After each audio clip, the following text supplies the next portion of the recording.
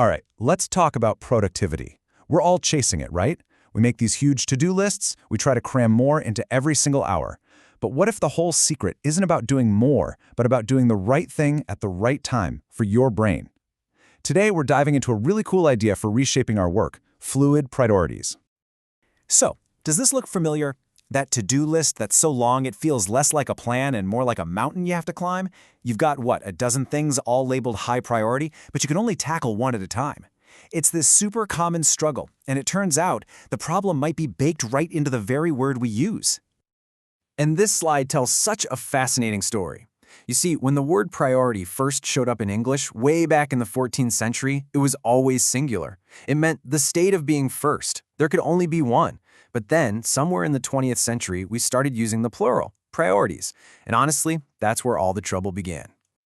So here's our game plan for this explainer. We're going to start with what we're calling the priority paradox. Then we'll get into how to work with your mind instead of against it.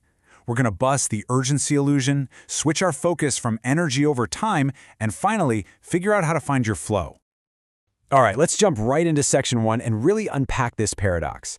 What is the fundamental issue that we are all wrestling with here? And here it is, the core conflict. Our language changed to let us have a bunch of first things, but reality didn't get the memo.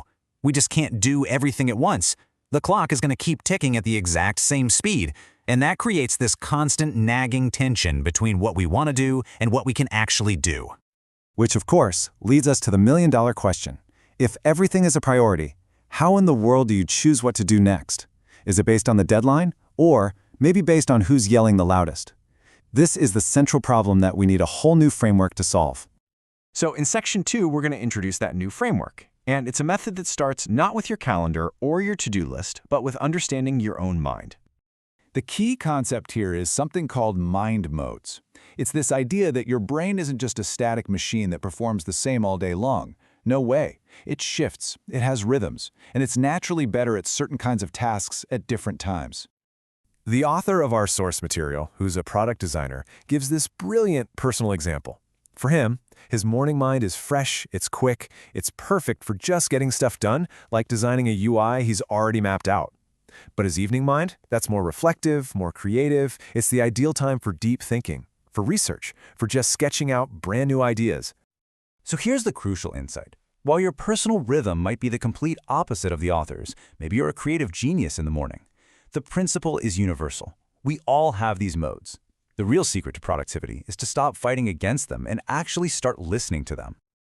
Okay, I can already hear the objections. That all sounds nice, but my boss needs this report by noon. So let's tackle that one head on. This is the real-world pushback, isn't it? We've all got deadlines, we've got expectations, but the idea here isn't about procrastination, it's about strategic postponement. It's actually a smart move to maximize your impact. I mean, think about it. Doing a tough task in the wrong mind mode might take you twice as long and produce a way worse result. Now, many of us have probably seen this before, the classic Eisenhower matrix. It's a very famous time management tool that tells us to sort our tasks by how urgent and important they are. The logic seems simple. If something is both urgent and important, you're supposed to do it now. But what if that logic is totally flawed? And this quote just brilliantly flips the script.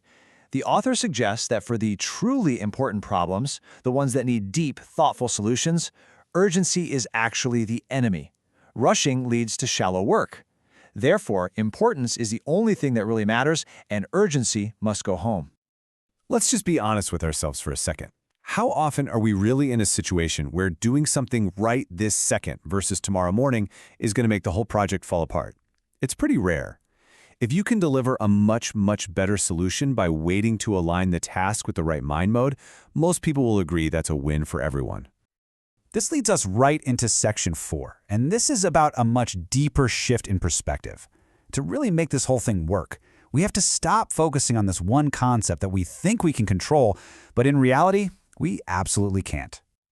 You know, the whole concept of time management is kind of a mistake. We can't manage time. We can't stop the clock. We can't slow it down. We can't add hours to the day. Time is just going to pass no matter what we do. It's a totally uncontrollable external resource. And this slide just lays out the new paradigm perfectly. Forget time management, which is all about trying to manage the clock. Instead, think about energy management, which is about managing yourself. Time is external and uncontrollable, but your energy, your focus, your creativity, your motivation, that's internal, and that is something you can learn to allocate effectively.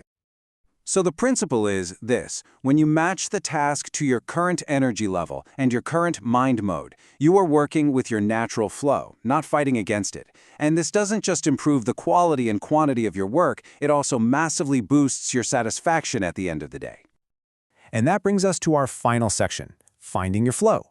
How do we actually put all this great theory into practice? Let's break down the simple, actionable steps you can take. First off, you got to understand that this is not some rigid rule. It's a flexible framework.